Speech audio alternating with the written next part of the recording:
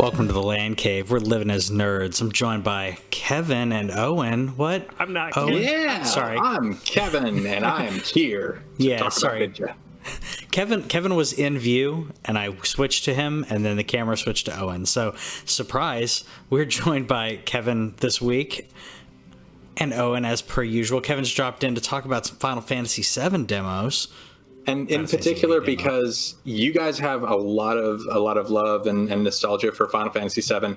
I played it. I haven't finished it, but I'm really excited about the new one now. So I'm glad. I think you're in the same camp as my wife in that she doesn't like 7 and she tried to get into it multiple times for different reasons.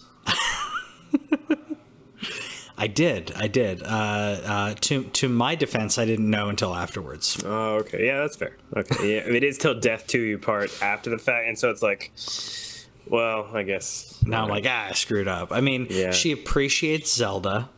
Okay. I mean, she doesn't. I'm trying to get her into Breath of the Wild. I think that'll be the one that she likes the most. Breath of the Wild or Wind Waker, I think she'd really get into. Ocarina is really dated now. It is. But yeah. I mean, if you have a 3DS, you could Ocarina 3DS looks pretty good. Oh yeah, it plays pretty well. It's smooth. I thought the graphics were updated enough. I need that on my Switch. Give me that on the Switch. No kidding. Yeah. Give me Majora's Mask on the Switch, baby. The superior title. Anyways. Mm-hmm. We'll have a debate on that. Spicy take. We've been playing a lot of games this week, or some of us have been. We'll talk about Final Fantasy VII here in a bit, but Owen, what have you been playing? So I've been playing Yoku's Island Express as a part of my backlog blowout leading up to Final Fantasy VII Remake, and I've already shelved it. I didn't even know what this was. So it's a cute, basically open world pinball game. As you can see, like if you're watching the video, you play this little dude who rolls around. I think it's probably something that is actually like used in nature, but I don't know what it is. But it's a pinball, and you pinball yourself around the world, and it looks like pollen to me or something. Yeah, I don't know. I don't know what he is, and so that's why I can't really say, but I know it has to do with that. It's cute. It's just I started it and I wasn't feeling it, and so I will maybe return to it at a later date, but I am done with it for now. So I will move on. But I can safely like check it, even though it's not beaten, I can check it off the backlog that I bought it, I downloaded it, I played it. And I will move on to something else next week. Yeah, you gave it the old college try. I did. I popped in. I obviously played the Final Fantasy VII demo, but I was about to start playing Greedfall. I picked up Greedfall, which I haven't played yet. I picked it up, and then my PS4 wiped. It didn't brick. It would only boot up in safe mode, and I had to wipe my entire PS4. So thank the gods for cloud saves, but had to reinstall everything, and it took hours. Tried to do a bunch of restarts. So this is going to be my next game to play in between now and Final Fantasy. And I also got Nier Automata. Both were on sale for PlayStation. So not bad for like $45. Mm-hmm. I'm looking forward to hearing what you say about Greedfall, because it's one of those games that's on my like want to play list, but I still have not gotten around to picking it up. I heard it was like Dragon Age with guns, and I want to know if that opinion holds up. Yeah, and I've heard that as well, and that the Dragon Age comparisons that people kept making are the reason that I picked it up.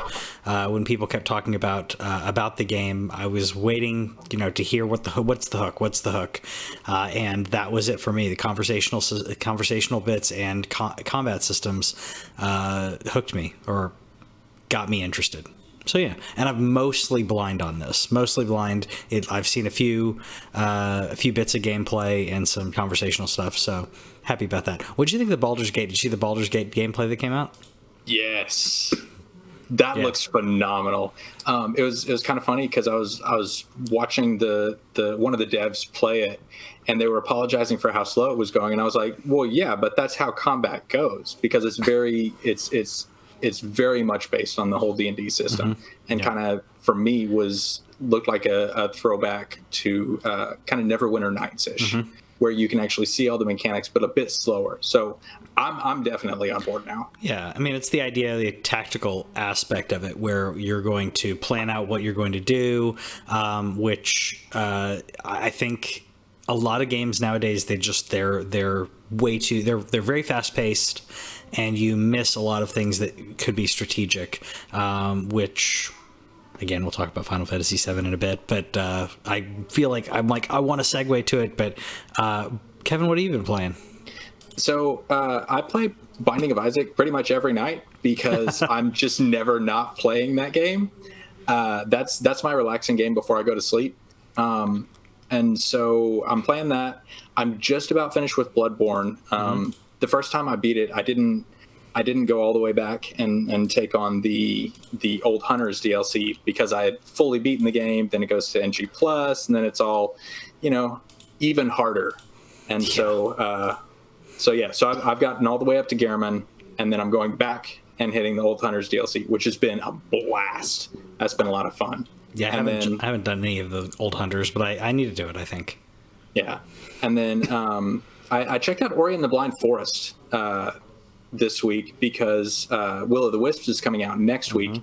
And I tried it. It's a different style of platforming. I think that a lot of times it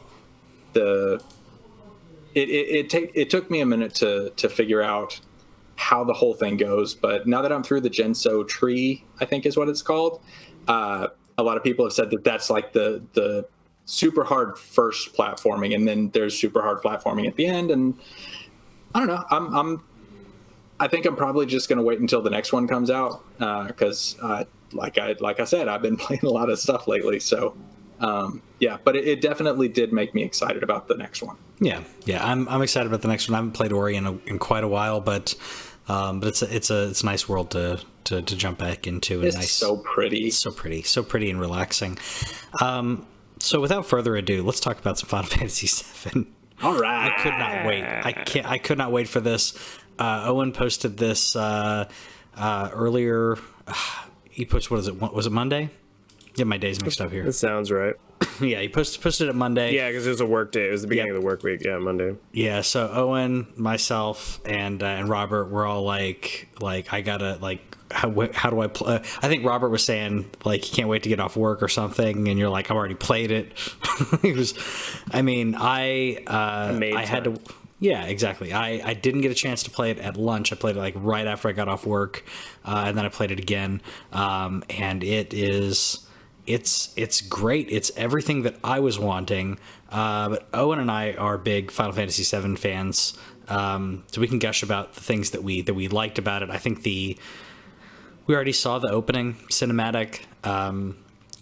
It kept a lot of things that we loved about the game. Midgar seems like it was really fleshed out. It looked like a living town. You could see, or city, I should say. You see like cars driving around as well as the trains. Because before that, I don't remember any cars. Do you?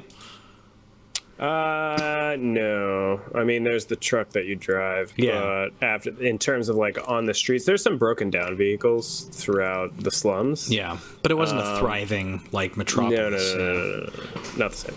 Yeah. So what'd you think of it? What'd you think, Kevin?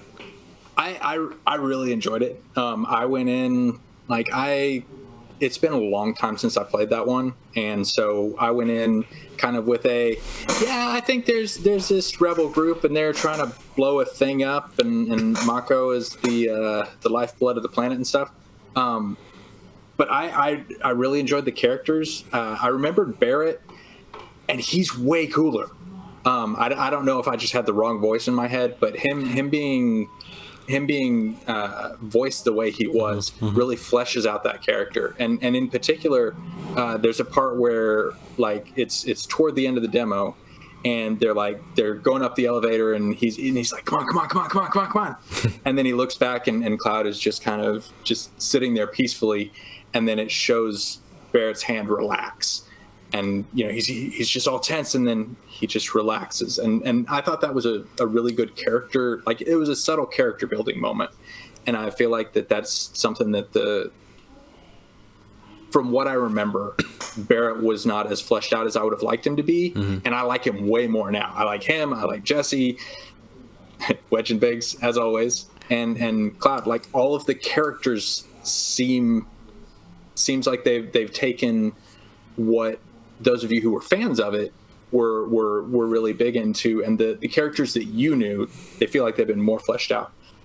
One of the things that I liked was if you skip the cutscenes, then it'll give you like a couple of seconds of loading things. But if you're just watching all the cutscenes, it just flows completely. So it's loading all that stuff in the background, and it's very well done. Yeah, I agree. I love Barrett. I love Jesse. Jesse's like the star of this demo. Jesse was great. And Owen and I are gonna stay away from any spoilers, by the way, in here for those who haven't played Final Fantasy VII. I don't know. I know people are out there who haven't played it, so we don't want to spoil any things. But yeah, I thought Biggs and Wedge were great. Owen, what did you think about Barrett? I didn't really care for his voice that much, so I'm on the opposite end of it. I enjoyed the dialogue itself. I think the scripting is fine. I'm really enjoying I like the way that they're showing him needling Cloud and trying like he's trying to be the big tough guy. I'm not a huge fan of the voice actor they chose. Maybe I'll just get used to him over time. But I think that there's also a thing with me where I have had that character as well as Cloud and other characters. I've had that kind of like a voice in my head of how they sound in American. They have some great Japanese voice acting. If you watch Advent Children, the American voice acting for Advent Children is awful. So watch it in Japanese if you ever watch that. But I've had a voice in my head of like what Barrett sounded like. Yeah. So whenever I first heard him a while back, it wasn't exactly matching that voice that I've always heard in my head, and so there's some difference there. So I'll probably get used to him over time, but I really do enjoy, just like Kevin mentioned, where they're really giving him that extra bits where like he was about to like be all and then he just sees Cloud being all zen and he's like Oh, okay, I guess. And that's straight out of the original though. Like a lot of his overacting, his over the top passionate speeches, straight out of the original. It's what I really like, because some people were saying like, "Oh, he's so melodramatic." I'm like, yeah, that's him though. Like if you played the game, that's how he is. I kind of had a similar view, similar feel, or similar response the first time that I heard him talk in the trailer. I feel like he's already growing on me, having played it twice. I liked also the way that they're doing, and I feel some people have said, by the way, that they played demos of this at specific events, and they said there was more in those demos than this. I can't really speak to that accurately, but some of the flashes and the headaches that Cloud is getting, where he's getting flashes of memories and stuff, I like what they're doing there so far. Like where I don't know, like the visuals of that looked really. You could tell what was happening to him, like that something was bothering him that was psychological or some type of memories or something. So I thought that was cool. Yeah, what I want to ask both of you, I'm sorry, Kevin, I was going to ask both of you from different perspectives, since Patrick's definitely really familiar with it, and Kevin, you're probably a little less familiar. Maybe you don't remember the beginning as well. I'll say, Kevin, is there anything that stood out to you that you didn't care for in the demo? I didn't like the fact that I couldn't turn on the Japanese audio. I really wanted to be able to do that, but I'm assuming we'll have that in the full game. I didn't like, so I played it twice, once with the action battle or whatever they called that mode, and then I played it again on classic mode. And I'm hoping that what we can do in the final version is we can have regular difficulty, but where the actions, because like the regular combat and dodging and stuff, that's all fun to look at, but trying to manage that at the same time as I was trying to learn all their different moves and figure that stuff out, that was a little bit overwhelming for me. And so I had an absolute blast on classic mode because I got to choose the special attacks, and then they just kind of fought in the background for that, and I was able to appreciate it more that way than when I was trying to figure out, should I be dodging, should I be doing a special move, should I be blocking, should I be attacking? Yeah. So with classic mode, so I think that I did not get to play classic mode. I was trying to play it today, but didn't get to. In classic mode, is your character standing still, or are they kind of still moving around as you do it? No. So basically, what classic mode does is the characters will do the things that they need to do, which is just regular attacks to build up the ATB, block or dodge depending on the situation. And so what you manage is the special attacks, the limit breaks, those kinds of things. That's it? Yeah. So it auto attacks for you. So it does the auto attack and lets you kind of decide the flow of battle, which was easier for me because, like, in particular when there are multiple targets, I would have difficulty figuring out how to switch or which one I was supposed to be attacking, or I would keep attacking the one that was already dead when I should be attacking the soldier behind me. And so for me that took the stress of figuring out how to do the logistics of it and just remove that. And it was like, you just figure out when you want them to do a cool bust-a-move attack and just, lance them through the gut or whatever. I loved it.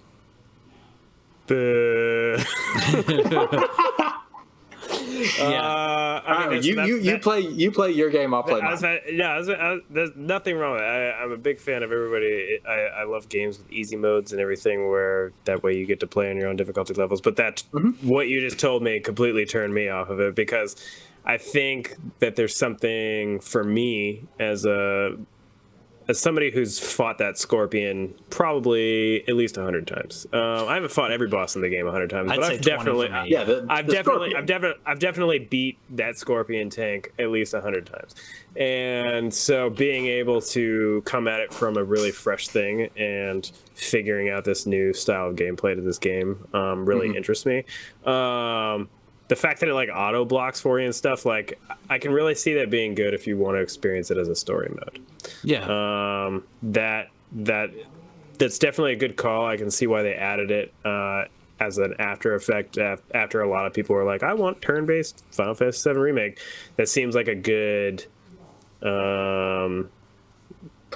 Yeah, there we go. Compromise is the word I'm looking for. And that's cool. I'm glad that it works for you, and that's good. I can only see myself checking that out as like an after effect, or maybe it would be cool. It would be cool if you could switch back and forth. Maybe if there was like a particularly like hard battle or something like that, and you're just like, I just want to move on to the next thing. Like, it'd be cool if you could switch on classic for a second. Yeah, that'd be dope.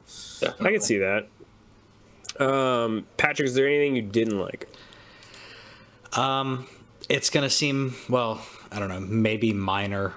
Maybe I'll adjust the I didn't look at the audio settings, but the only problem that I had,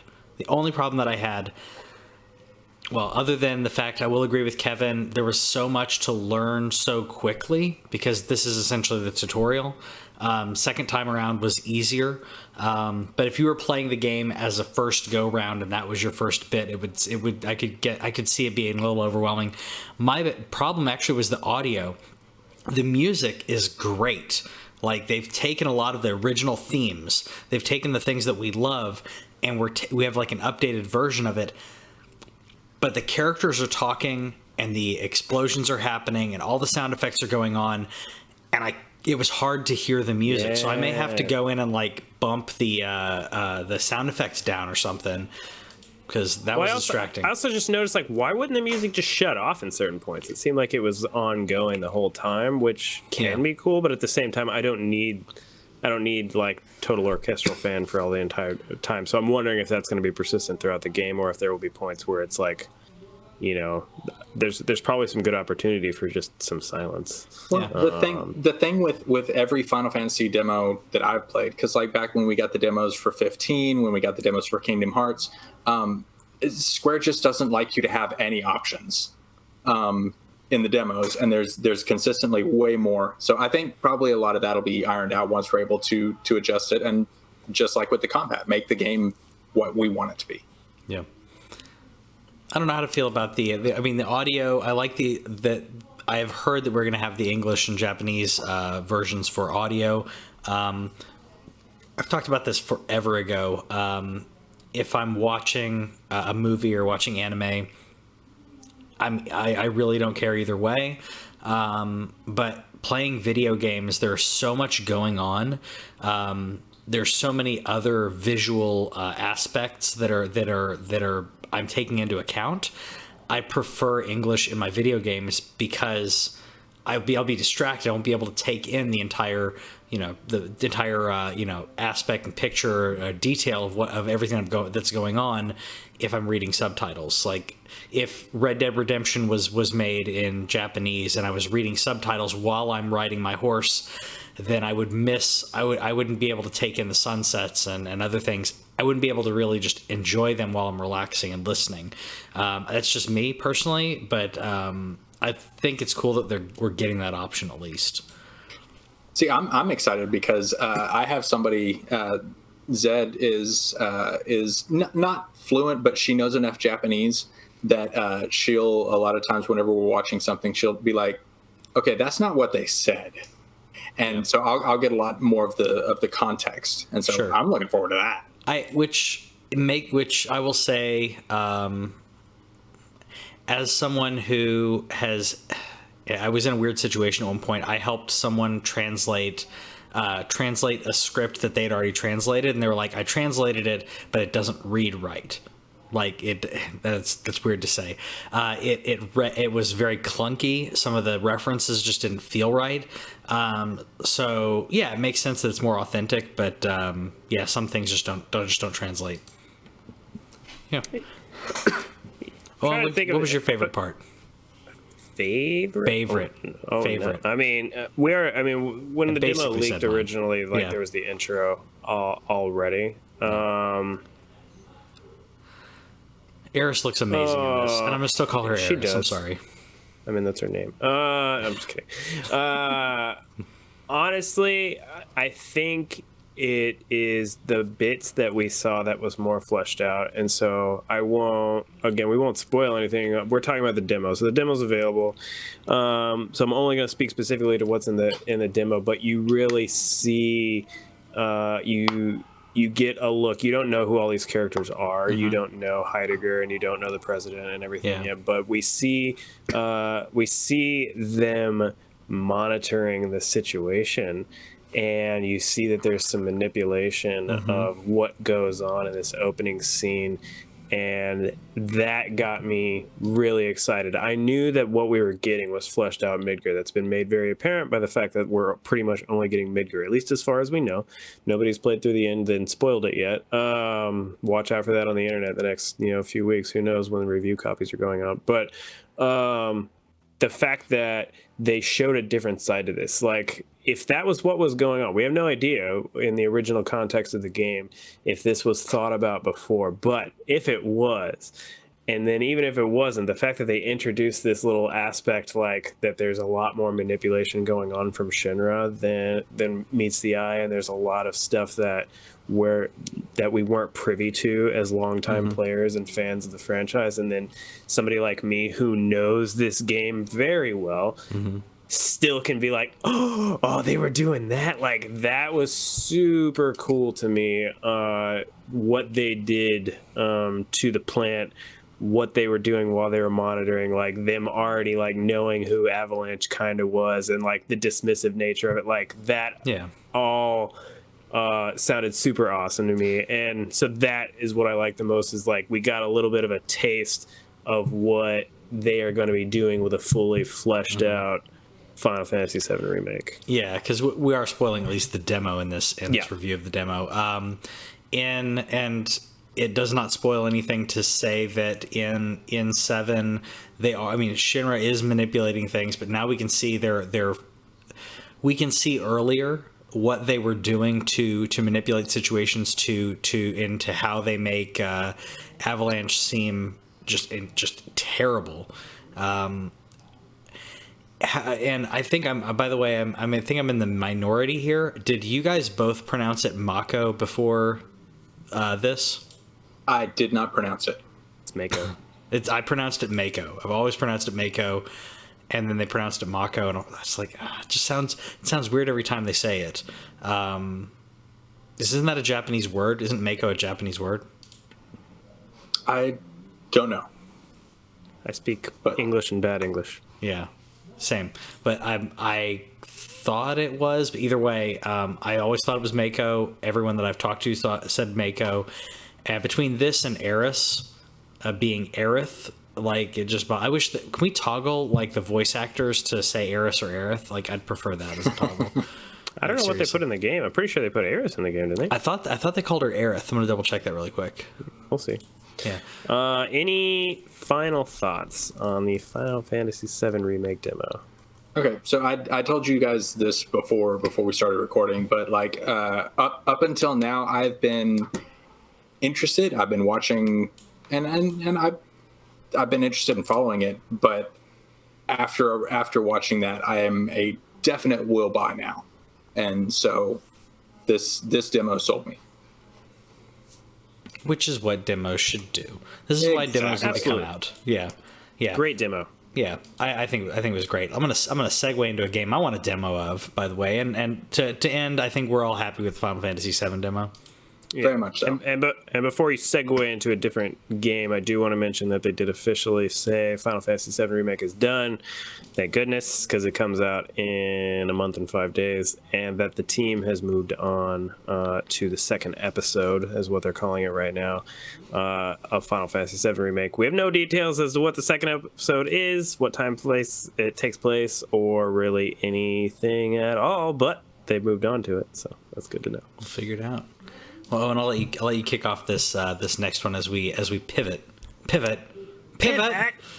we're trying a little something new. So if you guys don't like it, make sure to let me know. But we actually got some semi-breaking news. It came out this afternoon. But in a PlayStation blog posting, Sony has announced the release date for Sucker Punch's Ghost of Tsushima. It's going to come out June 26th this year. To me, not only do we get a rare summer AAA release, I was complaining about that last year, but this also means that we are getting Final Fantasy VII Remake in April, we're getting The Last of Us 2 in May, and then we are ending what I think has been a truly glorious generation of first-party exclusives in June, assuming that we don't get any announcements from like an Insomniac or somebody else.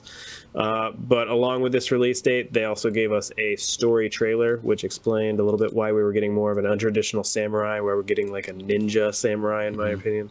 But did you guys check out the story trailer? What do you think? I did not check out the story trailer purposely. Okay. I apologize. Okay. I've seen a lot. That's why I'm purposely replaying the stuff right here because I'm already this is hooked. the E3 trailer. Exactly. I'm already hooked after that E3 trailer from a year and a half ago. State of play trailer, whatever. It was like it still has this trailer and the hooks in regards to the story already intrigued me enough. I didn't want to be spoiled too much. Not that you guys are going to spoil me or anything, but Kevin, did you get to check it out? I've watched it 3 times so far. All right. Yeah. So I'm kind of with you in that mostly I've been not watching stuff, but a lot of times as we get closer to the release, we'll see more of like what the game actually looks like, what it feels like. And I really appreciated they gave a good rationale for, okay, this is not a typical samurai thing. Samurai means something else, and your character is Ronin. And I was really glad to see, okay, they're doing that, and so a lot of the emotions and motivation for the character, and the way that they're using color and movement and the way that all of those are working together, I thought was absolutely beautiful. And Sucker Punch, I mean, one of the things that the Infamous series consistently did right was movement. And so I saw a lot of that in the little gameplay snippets that we saw. And so I am continuing to be even more excited about this game the closer we get to release. So, yeah. So good. Awesome. So- Yeah, I'll say, Patrick, then if you're trying to go in blind, that there is one decent spoiler in this trailer. At least if you've been like paying attention to like what people were speculating about with the main character. So I would stay away from it for sure, and I won't mention it here because I'm being nice. I figured he was Ronin already. I mean, that makes sense from everything that I was seeing. So yeah. Sure. Well, I'm leaving out one other thing because there was still like some speculation about another detail, and I like it. I think that there was a lot of zooming in on their faces, and I don't know that the facial animation from this particular title was necessarily the best. This was a game, unlike Final Fantasy VII. I do hope that there is a Japanese option. I don't know what it is about listening to audio from this, but whenever there is the like. And I don't know what these actors are, so I don't want to assume anything or say anything impolite. But whenever there's like a thing of like they're purposely speaking English, but they do it with like a Japanese or like tone. I don't know if you know what I mean. Like whenever they speak English, but they're doing it to make it clear that they're not. Like they're not native English speakers. Yeah, exactly. So it's not like, just an accent, but it's actually yeah. I know what you mean. Like the thing that they would do like in a movie and stuff.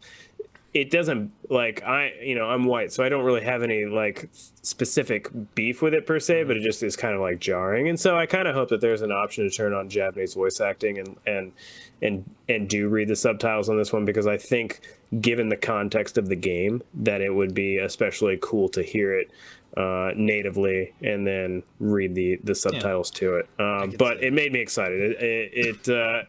I was already going to play it anyway because I play every first-party game, but Sucker Punch is great, and I think they probably have a hit on their hands. The only thing that I was super surprised about was that Sony just put this in PlayStation blog and tweeted about it. We got a state of play last time with Last of Us 2's release date. Final Fantasy VII's obviously had like its own like lots and lots and lots and lots and lots and lots and lots of fanfare and advertising. It's just a little surprising that they would just kind of be like, "Hey guys, here's a release date." The only thing I can think of is just if they were afraid, because they did the state of play on Last of Us 2, and then I think what was it, a week or two later they delayed the game, and so maybe they're trying to avoid that happening and being like, "Hey, we did all this." Like, we built an entire state of play around Ghost of Tsushima, and then they delayed it. Hopefully that's not what's happening. Apparently, Ghost of Tsushima was originally slated to come out earlier, but the Last of Us delay pushed it.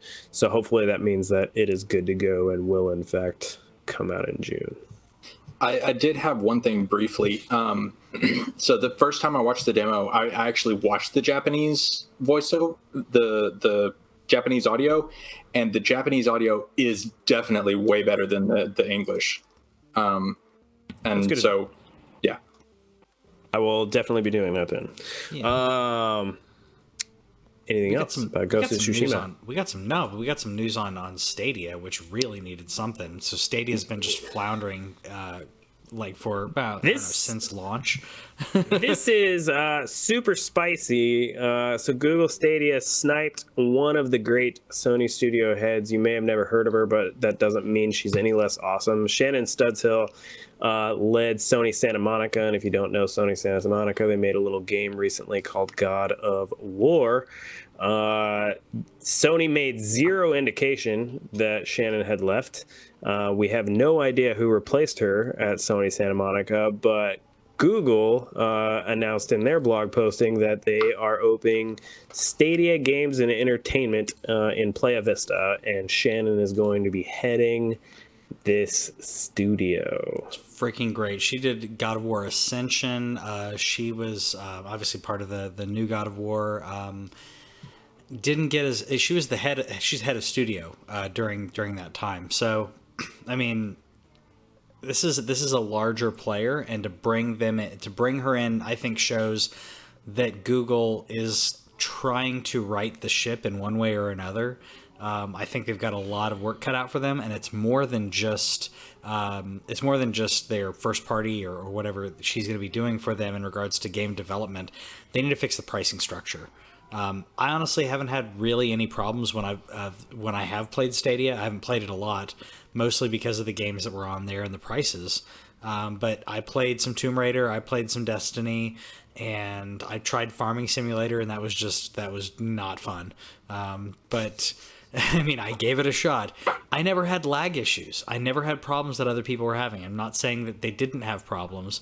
I'm just saying it was fine for me when I was playing. Destiny, I didn't play multiplayer, so maybe that would have affected it. But their pricing structure sucks, and the game selection is terrible. Thank you, John Ralphio. And there's so many like games that I'm like, why is like Untitled Goose Game not on that? Why is Dead Cells not? Like, there's so many games that I'm like, why haven't you put some more indie games? Indie games should be all over Stadia like they're on Steam for a couple bucks a pop. Interesting fact about Sony Santa Monica, they produced the God of War series, but they also were involved in the releases from that game company and from I think it was Super Giant, whoever it was that did the Ink Blob game, the Unfinished Swan. Okay. But yeah, so not only does she have experience, with making big tentpole titles, but she also has experience with being an incubator for smaller studios and bringing them up. And if that's something that Stadia can find indie studios that can be brought up and nestled in that. I mean, that's not going to solve any of their problems right now, but maybe down the road, maybe they can do something there. So that's what I would like to hear. That's what I would like to see come out of this. Yeah. Yeah. I think go ahead. Sorry, go ahead. No, I think the most interesting thing, not the most interesting, most interesting thing is her like leaving Sony Santa Monica. I think that's huge. That's a boatload of cash that they had to offer somebody with her clout. And again, you may not know who she is, but she's got a lot of clout. But it's calling it Stadia Games and Entertainment. So that's not only implying that this new venture is going to develop games, but I think that they're also just trying to figure out things that they can do with Stadia in general. And that intrigued me just from a streaming platform thing. Like, what else can we do with this? I have no idea what they can do with it, but the fact that it's not just Stadia Games, that it's Stadia Games and Entertainment, that leaves something at least to the imagination.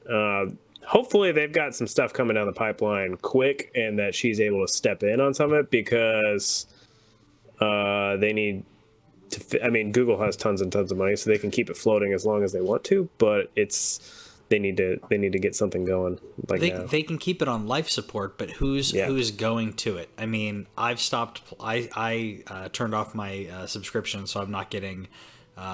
Same. I didn't see value in it. I'm not playing any of the games that are there, so them giving me free games doesn't really help if I'm not going to even play them. We just got Shadow of the Colossus, by the way, on PlayStation. I mean, I'm still getting games with that and Xbox that haven't turned on my Xbox in a while, but I got stuff added to my collection.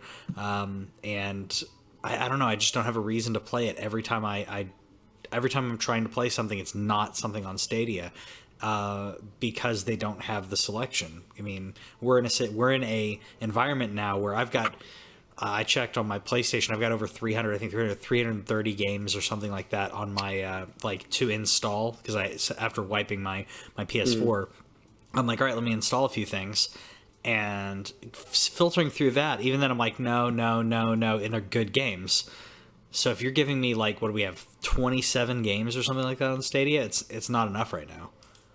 Yeah, and I didn't include it in here, and I meant to, that there was a thing that came out that said that they're also not really offering a good enough compensation to a lot of developers, and that's a reason. It just seems hopefully somebody like her has the business know-how that it's like, all right, we need to get some indie people in here. There's so many games out here that we should just put them out here. $10. Give me all these $10 games. Yeah. Hopefully she does all that. I trust that if there's somebody that can do it, she is a perfect studio head to bring in. I'm very interested in what we hear from them. I don't know, maybe by the end of the year. I don't expect like a quick turnaround, but yeah. Yeah. Stadia. I mean, but sorry, go ahead. If the best possible scenario, like if she could be like Phil Spencer and come in and just kind of take this and be like, no. The gamers are over there. We need to go that way. I mean, yeah, it took a while, but I really see. I mean, and it was a terrible launch, and then they're like, "Oh crap! Well, we better put somebody in charge of it," and he did. And 3 years later, we're sitting and we're talking about how excellent Xbox is being and how well they're taking care of us as gamers. They've righted the ship. And speaking of Phil Spencer, he's continued to be a man of the people, indicated on Twitter. His Twitter account is he's so active and replying to people. This week, user asked if it was possible to tell Xbox which games they want to be automatically downloaded or not. And the user cited having to manage an ISP cap as well as long wait times and essentially being queued behind everything else. And Phil's response was, this is a good idea. This is a good feature idea. I usually uninstall things I don't want updated, which is exactly what Owen does. And he basically said, I'll forward it to the team. Thanks. Good guy, Phil. I mean, when I see something like that and knowing Phil, like, I mean, because he's one of my personal friends, like, seeing that from him, I'm like, oh, he probably did send that in a memo over to them and be like, hey, can you add that as a feature request? Because I know Microsoft, just like my company and every other large company, has internal engineer feature requests that you get queued up and you prioritize, and that'd be really cool. Yeah, I mean, how was that coffee that you had with Phil last week? Was it good? Did you? It was pretty good, but they didn't have really good nitro iced coffee there. So the cold brew, I know it's soft, but Phil had his tea, so it was okay. Admittedly, this isn't a problem that I have. I don't want to brag. I have fiber and I don't have a data cap, so this isn't anything that I've ever experienced. So I just leave all my consoles on standby, and they just download things in the background. Hopefully, sometimes PlayStation messes up and does not download the update like it's supposed to, and that ticks me off. But as long as it functions correctly, it's supposed to download the update on its own when it happens. There's a reason that I bought Final Fantasy VII Remake digitally. Can't wait to get that 100 gigs on there. But I do understand that I am in a minority there by having that kind of speed. So when I read this idea, I was like, hey, that's a really good idea. And the fact that Phil agrees, that's a really good idea. He constantly talks about trying to get and engage as many gamers as possible, and recognizing that not everybody has the internet capabilities that he does. Even though he mentioned uninstalling as like as another stopgap measure, I think that was smart. To acknowledge that and then say, yeah, we can try that. We can make that happen. And I wouldn't be surprised if that is now something that comes with Series X. Yeah. I mean, Matrick did a pretty bad. It was Matrick that announced the Xbox One, right? Yes. It was just Matrick was in charge, and then they were like, okay, you don't get to have that anymore. Yeah, it was tone deaf to gamers. And I won't get political, but Owen and I are having a conversation recently. It's like, but basically saying no matter who you are, a lot of people get in their bubbles and they create echo chambers. And it was very much an echo chamber for him of like, this is a great idea. Why don't we just do this and this? And while I don't think it's the majority of Americans, the majority of America has crap internet. I'm going to help my in-laws set up their internet and a bunch of other things in a new house that they're buying in New Mexico.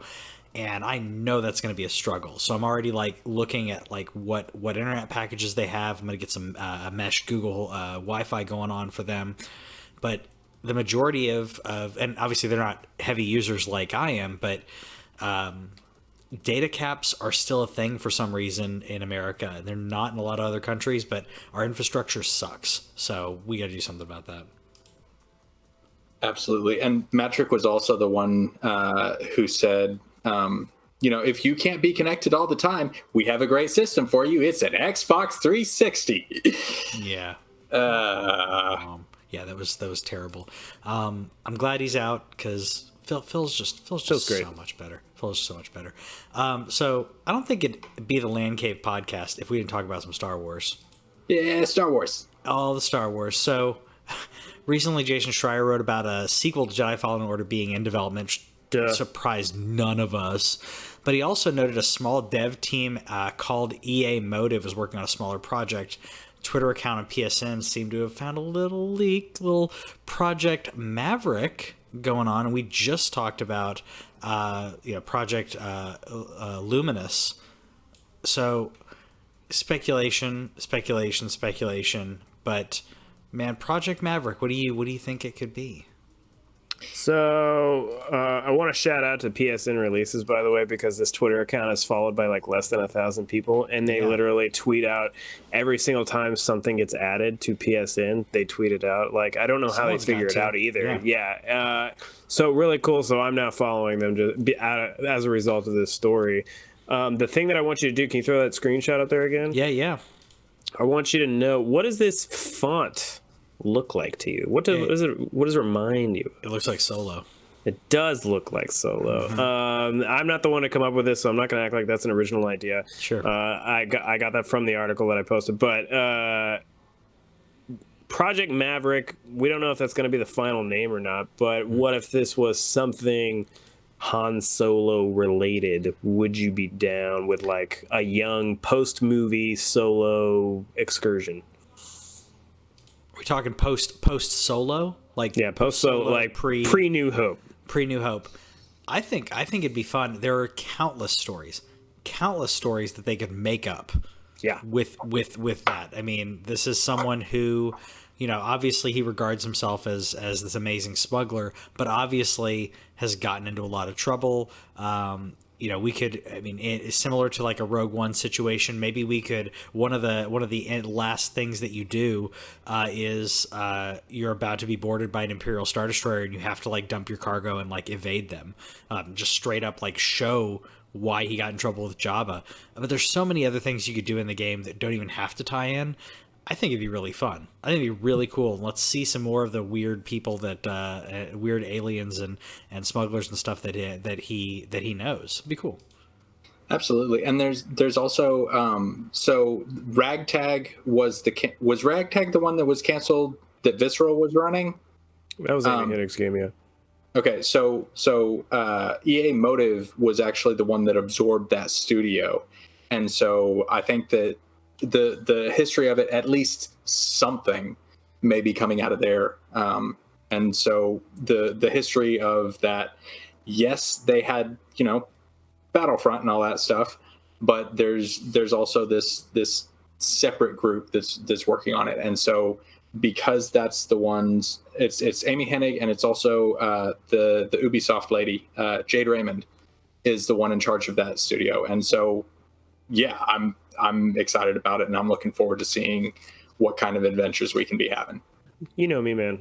I'm perpetually excited about Star Wars. Just give it to me, and I will probably find something positive about it. I'm even though it seems like garbage fan fiction that we're getting, I'm even interested in the episode 9 novelization, since they're making such a big deal out of it. I will probably buy it just to read it, even though the snippets that have come out of there, like some of it's been really and some of it's been like, okay, I don't know, but you know me.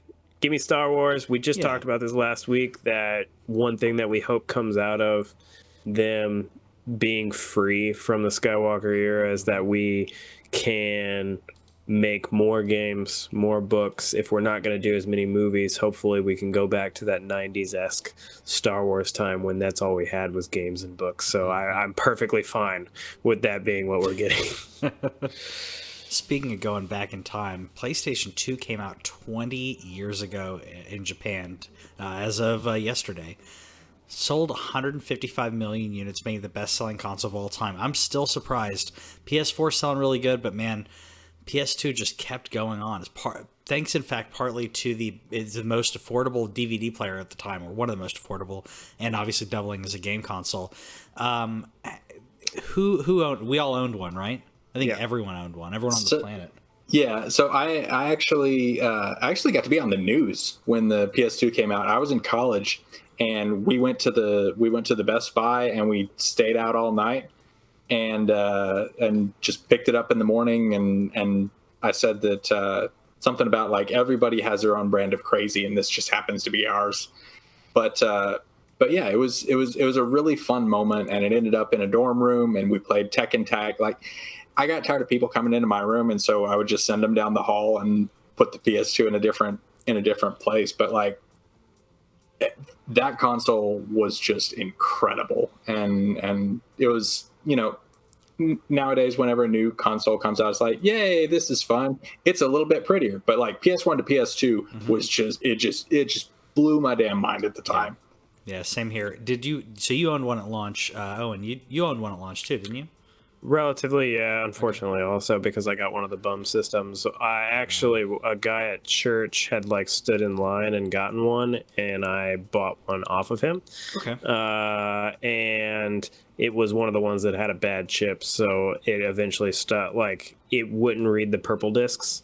Yep. That they started out with, so I eventually had to get another one. But my very first PS2 game, Time Splitters. Nice. A classic that I wish Sony would bring back. Mm-hmm. So I didn't have the PlayStation, the fat one, but I went over to a friend of mine's house, and selfishly I went over there because he had a PlayStation 2, and I'm like, I want to play the PlayStation 2. And Can I be your friend? You have a PlayStation 2. Can we be friends, please? Yeah, and at the same time, he was basically saying, "Hey, we should hang out, and you can play my PlayStation 2." And I was like, "Yeah, I'll play PlayStation 2." I mean, I was in I was in high school, so yeah, it was a great console. So I had the Slim, the one with the pop top. That was my first one, but that was I think I'm trying to remember what my first game on that was. I can't remember. I remember my first PlayStation 1 games.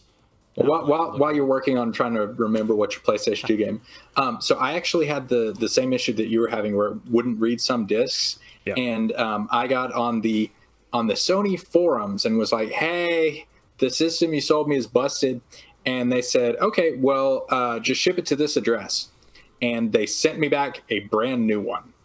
I wish I would have known that. Yeah, and back in the early days of the internet. and with that, Sony earned a great deal of loyalty from me, because they were like, "Hey, our system busted. Our bad. Here's another one." And that one busted too, but by that time it was time to move on. So yeah. Yeah, I'm trying to rack my brain of what my what my favorites were, and unfortunately don't have a lot of them anymore. I want to say it was Resident Evil 4, but I think it was GTA 3. I think GTA 3 or Vice City was my favorite. I know I didn't own GTA 3. What's that? Final Fantasy 10? No, it wasn't Final Fantasy 10. Surprising. I did end up getting it eventually, but I thought. Well, you said favorites, and so Final Fantasy X was definitely like a PlayStation 2 favorite. Oh, sorry, favorite. I meant my. You said one. Favorite, yeah. Sorry. My first. For some reason, I think that I didn't technically own Grand Theft Auto 3. I think that I owned it eventually, but I borrowed it from a friend for an extended period of time. Between that and Vice City, played the heck out of those games. Yeah, Final Fantasy 3, Final Fantasy 10, was pretty good. I liked it better than 9. Well, you're wrong, and that's okay. I liked it better than 9 too. It's okay. we also know that 7's better than 6, so that's true too. you can believe all the opinions you want, and we're right. I think what we can all agree though is Symphony of the Night is one of the greatest games ever. Absolutely. I think we can all agree on that. And Nintendo fans have been wanting Konami, I will say Kojima, wanting Konami to release Castlevania Symphony of the Night on Switch, especially after the anniversary collection last year. But Konami apparently is not listening on the Nintendo side, but it's coming out iOS, or have been made, available on iOS for $2.99. And Android as well. What a deal. Man. It is. Okay, It's available on Android and iOS for $2.99 as of yesterday. Has controller support built in. I haven't bought it yet. I'm going to at some point. I don't even know if I'm ever going to play it, but Konami, I'm just like, all right, fine. Here's $3 for this game that I might play on my phone sometime. You're also voting for it. You're voting with your wallet to show them, I will give you money for this. I want more of specifically. this. Yeah. But put it on the Switch, and I will, But the thing is that I wanted to put this story in here for people just because I know there's a bunch of Symphony of the Night fans out if they're our age and stuff. It's just that if it does come to Switch, it is not going to be $2.99. It's going to be at least $10. Yeah. I was going to say $10, $9.99. I would buy it. I think a ton of people would buy it. If they put it on for $20, it's gonna peter out. It'll probably still do fine at $20 just because it's Symphony of the Night. Yeah. But $2.99 with controller support. If you have a fancy thing like I do, it's fun. It can be useful. Pick it up. It has on-screen controls as well, but yeah, nobody needs to be playing Symphony of the Night, while smudging their hands all over it. No. Yeah. So you guys think Half-Life 3 exists? I think Half-Life 3 will always exist in the hearts and minds of the children. Well, it's not likely, but Valve is dangling some hope. We'll get more after Half-Life's Alyx releases. One of Valve's developers, Robin Walker, explained that Alyx reintroduced the franchise to the devs at Valve, and they said, we absolutely see Half-Life Alyx as our return to this world, not the end of it. And Alyx is releasing later this month on Steam VR. I didn't even know Alyx was even a thing. Did you guys know this was a thing? Well, yeah, it's the VR next thing. And you didn't know it was a thing? Wait a second. We do you have a show. Do we do a podcast? We've talked about this. Did we talk about this? I blanked it out because I was like, okay, like. Are you kidding? Yeah. Maybe it's the cold meds. For those of you who don't know, I'm running a low-grade fever. Okay. So I was like, Half-Life Alyx is coming out on Steam VR, available on like pretty much anything that can run Steam VR. It's available on, including the Quest, although the Quest needs like a plug into the computer. Everybody's kind of looking at this game to see if it's going to launch VR into the next, stratosphere or something. But yeah, the fact that they also said that they're not done, I think part of it's a tease, but yeah, put it on PlayStation. I think they can keep putting that if they put it on PSVR, that would be awesome. But I think they're doing it to sell units of to sell Steam VR. Yeah, I honestly forgot this was a thing. I mean, it looks good. I mean, the VR that I've played, but a lot of it is really lacking. And some of the VR games for the first 2 years or so on PlayStation VR amounted to essentially tech demos. So seeing something like this that's real, that actually looks like a real game is pretty awesome. You should play Astrobot. I probably should. Is that on PlayStation? Astrobot? It's the character from the dashboard. It's supposed to be the best PSVR game, other than Beat Saber. You should definitely play Beat Saber too. I've played it. I didn't play it on PlayStation VR, but I played it at a Dave & Buster's, and I'm like, I think I should probably get this. Yes, because Dave & Buster's it was just clunky and heavy, and I don't like it. Stinks, and I don't like it.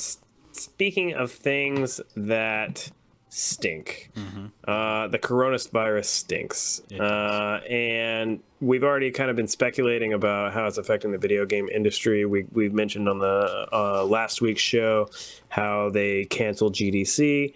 There was a bunch of people who got out of PAX East. There is speculation right now. I didn't include it in the news drop because it's not official yet or anything like that, but there is a lot of things going on that E3 may be canceled, which would be the end of E3.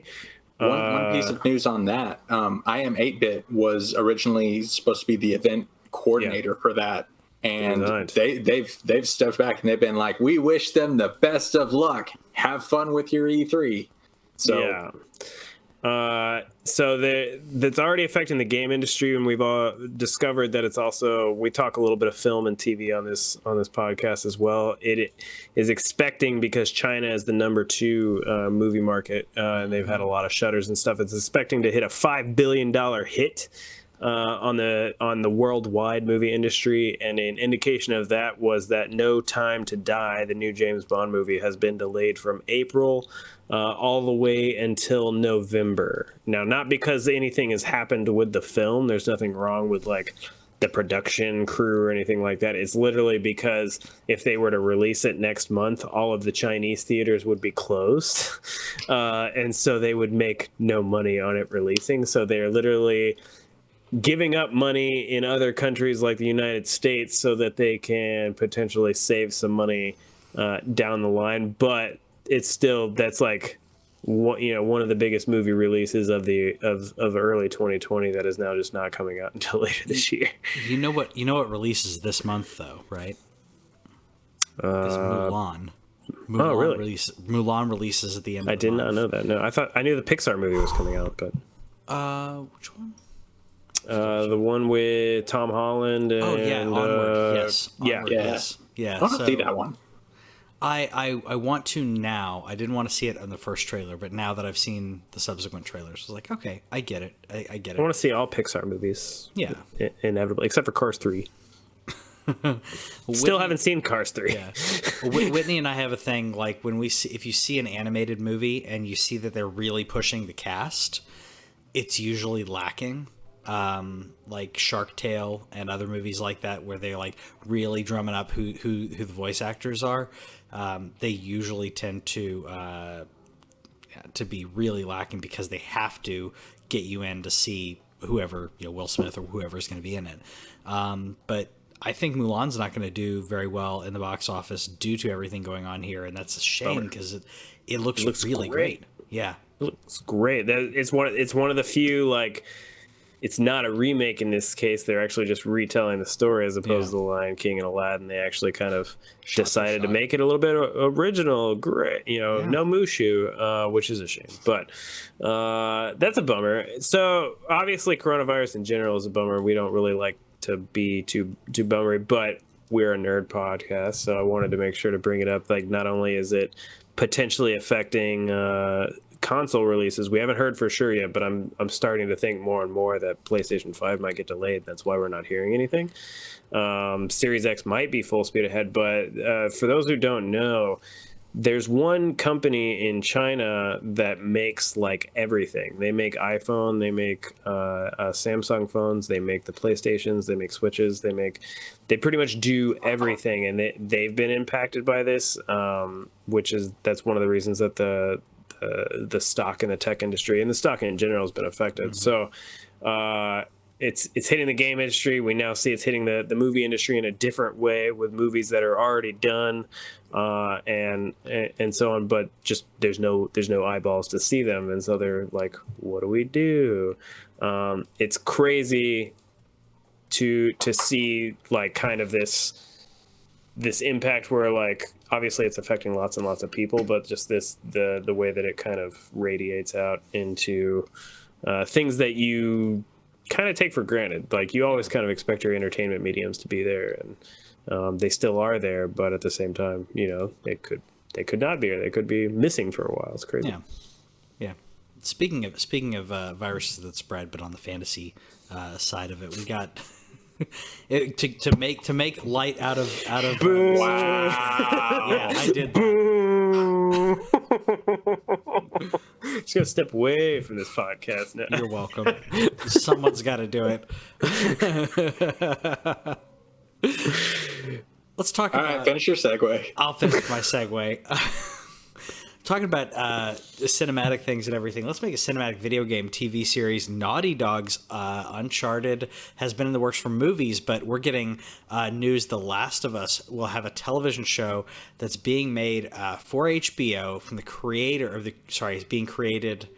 I don't like that being created, but showrunner Craig Mazin, who's HBO's Chernobyl series, going to cover the events of the original game.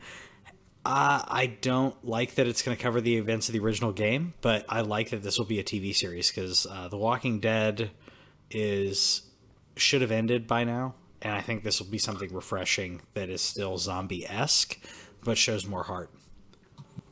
I mean, he's still definitely the show's creator. I mean, even if he's not the game's creator, Neil Druckmann is still being very credited with the original stuff of the game. But the fact there's a couple things I hold out hope for. The fact that it's Craig Mazin and Chernobyl was awesome. Yeah. The fact that it's on HBO, and HBO, generally speaking, doesn't put out anything like that's below like a 7. Like even their worst television is still better than a lot of people's best television.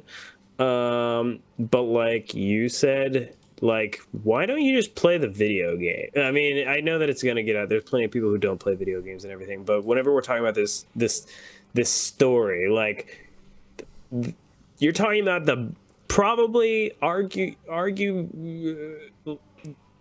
the best representation of a cinematic video game in the history of video games. I was trying to say probably, I was going to say arguably. And we're going to take that and take the video game part out of it just so that we can make more money off of it. It's kind of a bummer to me. I'm not glad or anything that anybody else is going to experience this story. Like, it's a great story, but it was a great story because of what it brought to video games, not necessarily what has been done previously or in the future on television. But the fact that remains is that I'm still going to watch it because I can't help myself. Yeah, I'm definitely going to watch it, but I'm mostly concerned that I think they're going to do like a bunch of filler and try to put in like extra stuff on top of it to make it stretch out. So I'm hoping that'll be, and HBO's done this before, where they do just like if it was like just a 5 to 7 episode, just I would like to see a very short version of this. And I mean, it being HBO, they're probably not going to go above 10. And I think that there's enough content in the game for it to stretch out like that. And if somebody gets to experience the Last of Us story that I did, well, if somebody gets to experience the Last of Us story that wouldn't have gotten to experience it otherwise, I say go for it. Yeah, so I like the way that even with the Witcher TV series and the Witcher games, the Witcher books, we're getting similar tales. Like, not that we have to have a different tale of those characters, but I kind of would like to see some other characters in there. Maybe we're going to get more characters if we get like 8 or 10 episodes. Maybe they are going to add more characters to the mix. Maybe we'll follow multiple and switch between them. I don't know. I want to know more about Bill. Bill was cool. I wanted more of Bill's story.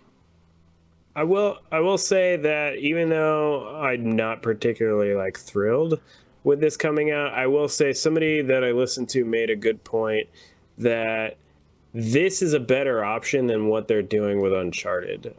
With making an Uncharted movie, you're trying to condense, even though I know they're not pulling any stuff from Uncharted 1, they might be pulling some stuff from Uncharted 4, but like you're trying to condense what is probably like a 10 to 15 hour video game into a 2-hour medium, whereas The Last of Us is another 10 to 15 hour video game, and they could probably do that into 10 to 15 hours on television. The Witcher, which I know that they haven't pulled, they were using the books for The Witcher as opposed to Witcher 3, but they took a long running book series / video game series and they didn't try and condense it down. There's already apparently a really bad Witcher movie in the past, but in the case of the Netflix show, and they've already confirmed season 2 and that's going to come out, they are taking this and they are not trying to squish it.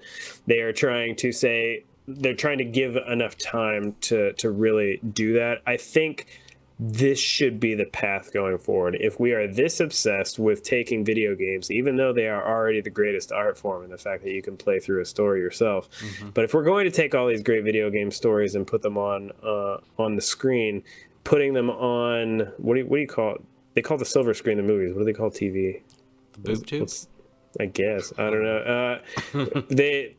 putting it into that medium to where you can flesh it out and not try and push it down to that 2 to 3 hour or less with action movies and stuff. I think that's the way to go. Yeah. So if they're gonna keep adapting these, put it on TV, not movies. Yeah. And specifically with The Last of Us, some of the greatest moments in Last of Us were those quiet moments in between the action. And with a movie, you wouldn't be able to do that. But you might get the giraffe scene. You might get the giraffe scene in the movie. The giraffe scene. Everybody loves a giraffe scene. Yeah. That's one of the scenes where you're like, oh my god, this game's beautiful. Yeah, and you don't get to breathe in a movie like that. And speaking of movies, I'm really excited about this because we got more not leaks, but we got a look at the Batmobile, and I love it. I feel like it's bringing sexy back right over here. I mean, it's the new bat suit. We already got to look at that, and Owen put in here because I had to look up the character. Looks like Bruce Wayne. I know. Looks like Bruce Wayne stole Dom Toretto's Dodge Charger, gave it new upgrades. I was like, who's that? Oh, yeah, Fast and Furious. Dom Toretto, dude. Yeah, dude. How did you not know who that was? Oh, come on, but. Patrick's a movie I just assumed I was serving you. That's still the first one is amazing. Yeah, the first Fast and the Furious is fantastic. First one's good. The second one's okay, and then they just kind of went off in this weird direction. Now they're just embracing it. They drifted off course with the third one. You need to watch 4. 4 is great. 5 is also great. 6 and 7 not so much. But I figured that was just a softball that I was serving you there. But honestly. I guess it looks cool. I like the fact that it isn't. I like the fact that it isn't overly ridiculous, kind of like the tank from Nolan's series, where there's no except for when the lights turned off in The Dark Knight. There's no way that you could never not see the Batmobile. Yeah. In Nolan's series, at least in this one, where you would probably have to double take on this car at night because it's a little more subtle. Sure. Because it seems like it would fit in a car lane. It's not like taking up the whole entire road. It would be more nimble. And I know the whole idea of the tumbler was like the mobility and everything. I'm like, no, it's giant. It's giant. No, it's having you're engineering to fight the giantness of it. It gave me 60s vibes though. It gave me really in a 2020 version of the 60s Batmobile is what I felt. Seeing this car. I continue to get more excited about this series. It was kind of a thing I still am a little Batman fatigued, but the fact that they're avoiding Joker and everything makes me happy. The fact that they are taking it a different path. We're not getting middle-aged Batman. We're trying to go for a fresh Batman. Hopefully we don't need to see him fall down the well again. Did you see him fall off his motorcycle? Oh no, I didn't. It's a cool car. I did like seeing more of the suit. That honestly interests me more than the car. Just seeing, because before we only saw the cowl up, but now we're seeing kind of how the whole entire suit's built out. And I like seeing that. There were some leaks of them filming on a motorcycle, and the two notes of that were one, there were little training wheels on the motorcycle, and 2, he was going to a stop and he dropped his bike. That's sad. That's sad. Yeah. Poor bike. Poor bad bike. I think it's probably the way that they engineered it. It's probably really heavy because it's a bunch of additional things they were adding to the bike to make it look a certain way. I'm gonna give him the benefit of the doubt, but oh well, we'll see what happens. Let us know what you think about the new Batmobile, and are you gonna be playing the Final Fantasy VII demo if you haven't already? We'll see you guys later. Goodbye.